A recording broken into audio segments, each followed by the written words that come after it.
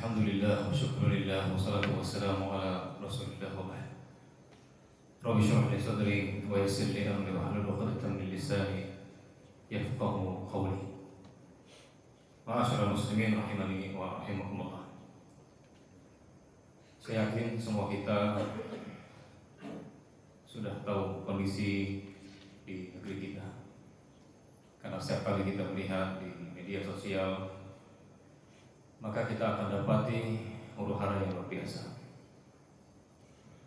Hadirin yang dimuliakan oleh Allah, mengambil pelajaran dari negara-negara yang sekarang penduduknya mengemis-ngemis bantuan, meminta-minta bantuan, berharap ada donatur mengulurkan tangan mereka, memberikan tepung, memberikan bahan-bahan untuk makan.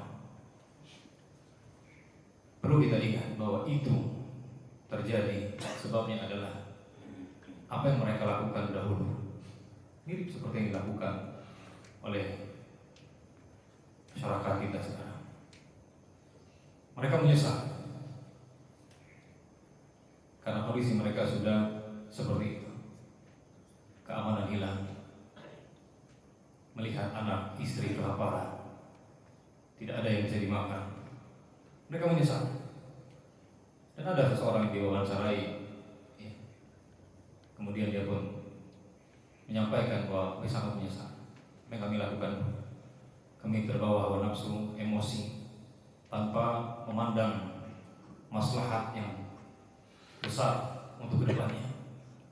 Akhirnya mereka pun melakukan demonstrasi. Akhirnya pemimpin mereka pun melawan, banyak yang terbunuh akhirnya. Jadi rakyatnya sendiri diperangi oleh pemimpin. Hadirin yang dimuliakan Allah, izinkan saya memberikan atau menyampaikan kebenaran. Sekalipun pasti ada yang tidak setuju, ya, karena emosinya, karena marahnya, atau terbawa oleh arus berita, atau bisa jadi termakan oleh perkataan-perkataan sebagian orang yang ditokohkan, yang membolehkan. Namun hadirin yang dimuliakan oleh Allah, kebenaran tetap harus disampaikan.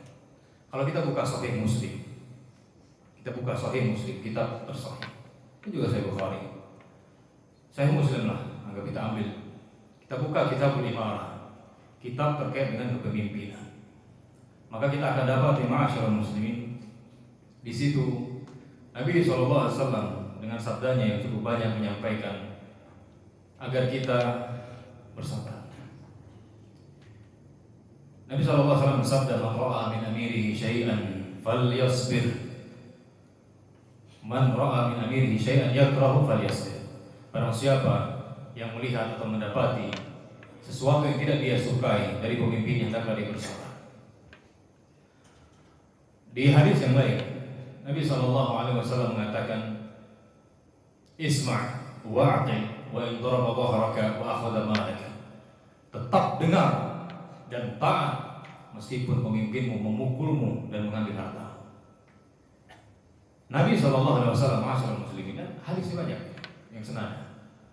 Nabi SAW ketika bersabda demikian, apakah berarti kita pahami berarti Nabi SAW mendiamkan kezaliman? Orang pemimpinnya mukul, pemimpinnya ngambil harta, kita disuruh sabar. Ya, tetap dengar dan taat. Tapi ingat, dalam perkara ma'ruf, bukan maksiat. Kok bisa begitu? Ini sabda Nabi, bukan saya hanya menyampaikan. Hadirin yang dimuliakan oleh Allah, Rasulullah SAW adalah orang yang paling cemerlang akalnya, paling lurus pandangannya. Kenapa Nabi SAW memerintahkan kita untuk tetap dengar dan taat, ingat, dalam perkara ma'ruf, dan kita bersabar ketika kita dizalimi oleh pemimpin? Karena Nabi SAW mencegah mudarat yang lebih besar. Oke, betul, kita dizalimi, ya. Oke lah, anggaplah kita dizalimi oleh pemimpin kita. Tapi hadirin yang dimuliakan oleh Allah, oke, itu adalah mudarat, itu sesuatu yang tidak kita senangi, ya, itu kemudaratan. Tapi Nabi tetap katakan sabar. Kenapa? Karena jika kita memberontak kepada pemimpin kita, akan terjadi mudarat yang lebih besar dibandingkan kondisi kita yang hanya dizalimi, itu pun ya tidak sampai kita mati. Dan terjadi ini. Terjadi betul. Betapa banyak orang yang meninggal dunia, betapa banyak fasilitas umum yang rusak, betapa banyak orang yang melahirkan di jalan, betapa banyak orang yang mati karena belum sampai rumah sakit atau halang demonstrasi, penjarahan di mana-mana, orang-orang yang tidak salah terkena dampaknya. Coba Anda bayangkan, Anda mengumpulkan harta banyak gitu ya, Anda buka toko terus dijarah sama. Apakah baru itu terjadi? Apakah ketika itu terjadi baru? Oh iya, ternyata ini nggak benar. Anda punya mobil mewah bagus dikendarai kemudian dicegat kemudian dibakar mobil Anda yang mewah itu. Apakah baru seperti itu? Mengaku iya benar. Berarti ini demonstrasi nggak betul. Kerusakan ini, kerusakan yang nyata. Lalu bagaimana? Anggap terus gimana? Ada solusi di dalam Islam. Yang pertama adalah doa kepada Allah Subhanahu wa taala, mendoakan pemimpin. Dan jangan pernah remehkan doa. Doa. Kebanyakan kita bukan mendoakan pemimpin, yang ada mencela, memaki dan seterusnya. Tidak mendoakan. Bukan semakin bagus. Sekarang hadirin Anda sebagai pemimpin, ada pemimpin, kepala sekolah saja lah. Lagi upacara, terus ada muridnya, berkoar-koar, mencela. Apakah akan berubah menjadi lebih baik dicela seperti itu? Tidak. Apalagi pemimpin negara. Jadi pertama berdoa kepada Allah Subhanahu wa taala, mohon kepada Allah agar diberikan pemimpin yang baik. Kemudian hadirin yang dimuliakan oleh Allah, perbaiki diri. Kita ini gimana dapat pemimpin yang baik ketika mereka pencalonan saja kita disogok 200-300 ribu kita terima. Dari situ aja udah ketahuan apa yang akan kita dapatkan dari pemimpin. Ya. Jadi ini tidak dibenarkan. Lalu gimana? Ada caranya yang nasihati pemimpin itu oleh orang-orang yang memiliki akses ke sana dengan cara yang baik. Jadi jangan sampai ma'asyiral muslimin kita kehilangan keamanan di negeri kita seperti negeri-negeri yang kita lihat sekarang. Akibat seperti ini.